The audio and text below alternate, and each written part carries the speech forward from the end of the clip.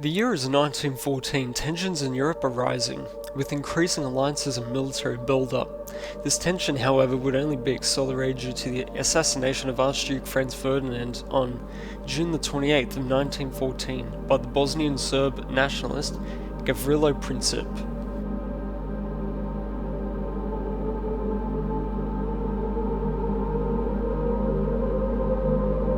This would lead to an event called the July Crisis, where political and diplomatic maneuvers would be increased between France, Russia, Britain, Austria and Germany.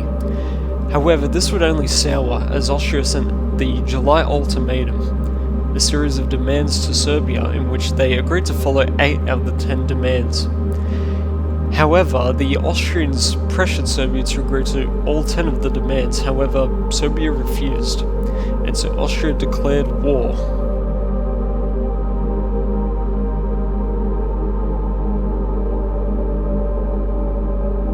It's July 28th, 1914, and the Great War is kicked off.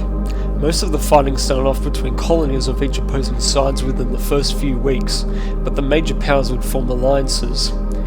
France would lead the Entente along with the United Kingdom, Russia, Belgium, Japan, Serbia, Montenegro, Italy, Portugal, Hashemi Arabia, Romania, Helleniki Demokratia, which is known as Greece, the United States, and Armenia.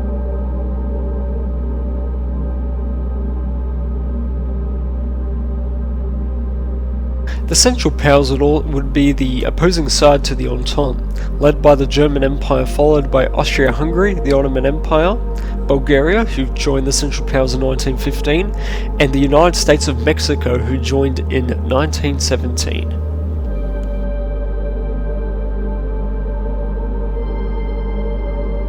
And so, on November the 11th of 1919, exactly a year after the real-life First World War had ended, the Great War had came to an end. The war would result in certain victories on both sides. The Entente would create major political and territorial changes while the Central Powers had great success on the Eastern Front. However, it had been nullified by the defeat on the Western Front by the Entente. This would lead to the Treaty of Versailles. However, it had different solutions compared to the real-life Treaty of Versailles, such as the Rhine would become an occupied zone by the Entente powers, which would eventually become its own republic. It's the 1st of January 1936, and this is what the map of Europe looks like. There are many contrasts between this map of Europe and the real-life pre-World War II map of Europe, such as Germany keeping Danzig while suffering other territorial losses, such as the complete loss of the Rhineland, like I mentioned earlier, which in the real world was a demilitarized zone on the German-French border. Many countries would also be followed by different leaders. The Soviet Union, which is still in a civil war, is led by Vladimir Lenin, although in the real world he passed away due to ill health in 1924. Germany is led by Adam Dressler, a totalitarian dictator, with the Netherlands being under his control under a puppet government. Flags of countries are also different in this time period compared to the real world. The Soviet Union flag dons a wrench and sickle compared to the iconic hammer and sickle with the star. Germany has a flag with a certain colour scheme similar to the German Empire flag.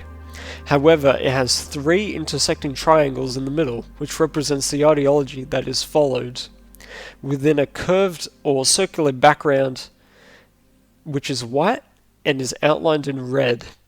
While the Rhineland flag consists of flags of countries which were in the Entente, such as the US, France, the UK, Italy, and the Rhineland state flag, which is in the centre.